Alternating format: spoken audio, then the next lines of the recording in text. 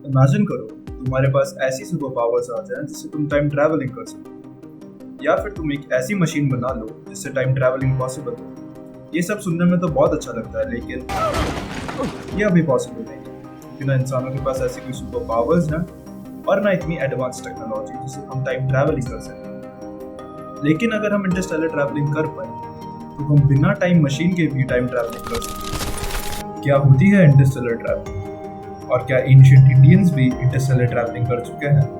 Well, you are watching thought और आज हम बात करेंगे इंटरस्टेलर ट्रैवलिंग इन हिंदुइज्म के बारे में। इंटरस्टेलर ट्रैवलिंग एक हाइपोथेटिकल स्पेस ट्रैवलिंग है जिसमें हम एक ऐसी स्पेसशिप डिजाइन करते हैं जो हमें एक प्लैनेटरी सिस्टम से दूसरे तक ले जाए। अब तुम ये सोचोगे कि इसका टाइम ट्रैवलिंग से क्या रिलेशन है? Well, I am gonna explain it with an example of a movie Interstellar.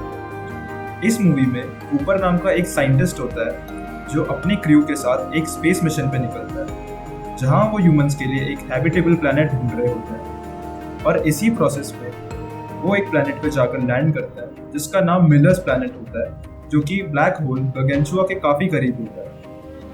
क्योंकि मिलर्स प्लैनेट ब्लैक होल के काफी करीब होता है, इस प्लैनेट पे बहुत स्ट्रॉन्ग ग्रेविटी होती है जिसकी वजह से यहाँ टाइम काफी स्लो चलता है। ऊपर इस मूवी के एक सीन में कहता है 7 years per hour here.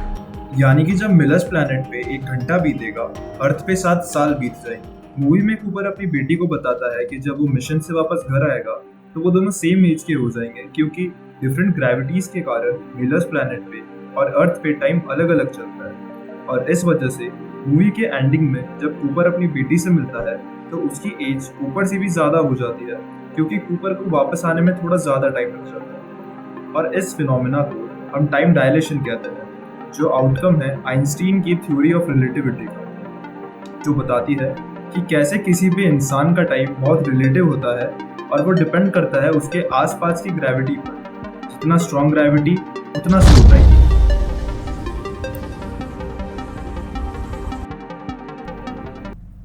लेकिन आइंस्टीन ने ये कॉन्सेप्ट 1900 में बताया और इंटरस्टेलर मूवी 2014 में रिलीज हुई है। हैरानी की बात यह है कि भगवत पुराण जैसे एंशिएंट हिंदू टेक्स्ट में टाइम डायलेशन की ऐसी एक स्टोरी है जिसमें एक राज्य में कुकुदमी नाम के एक राजा थे और उनकी एक बेटी थी जिनका नाम रेवती। रेवती बहुत ही सुंदर और टैलेंटेड थी और राजा कुकुदमी उनकी शादी कराना चाहते, लेकिन उन्हें कहीं भी रेवती के लायक कोई वर नहीं मिल रहा था।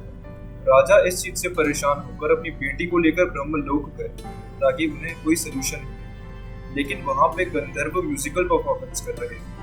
तब राजा ने परफॉर्मेंस खत्म होने तक का वेट किया और ब्रह्म को सारी बात बताई। तब ब्रह्म उनकी बात सुनकर काफी जोर से हंसे और कहने लगे कि जितना समय उन्होंने ब्रह्मलोक में गुजारा है उस समय में पृथ्वी पे एक पूरा युग बदल चुका है और अब ना उनका किंगडम बचा है ना उनकी फैमिली। लेकिन राजा और उनकी बेटी को यह बात समझ नहीं है। उन्हें लग रहा था कि उन्हें ब्रह्मलोक आए तो अभी कुछ देर ही हुई है, फिर पृथ्वी पे इतना सब कुछ कैसे बदल सकता है। तब ब्रह्म ने उन्हें टाइम डायलेशन के बारे में समझाया कि कैसे अलग प्लेन में टाइम वैरी करता है और जितना समय उन्हें ब्रह्मलोक में गुजारा है उस समय में पृथ्वी पे एक पूरा युग बदल गया है। और यह बात समझाकर उन्हें रेवती के लिए एक कंपैटिबल हस्बैंड बताया, जो थे श्री कृष्ण के बड़े भाई बलराम। यह सब बात सुनकर जब वो वापस अर्थ पे आते हैं तब वो देखते हैं कि पृथ्वी पे सब कुछ बदल चुका था। वहाँ पे ना उनका किंगडम था ना उनकी फैमिली, और लोगों के रहने का और बात करने का तरीका भी काफी बदल गया और लोगों की हाइट भी काफी कम हो चुकी। और ये एंशिएंट टेक्स्ट की कहानी टाइम डायलेशन के कॉन्सेप्ट को बहुत अच्छे से समझाती है।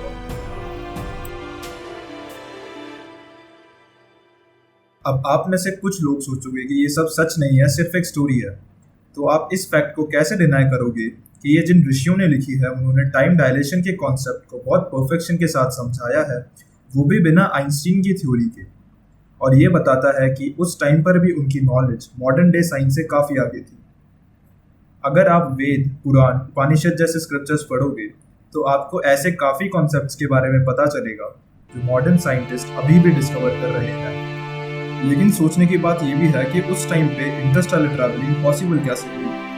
क्या एंशिएंट लोग एडवांस टेक्नोलॉजी यूज़ करते थे? क्या एंशिएंट टेक्नोलॉजी आज के टाइम से ज़्यादा एडवांस थी?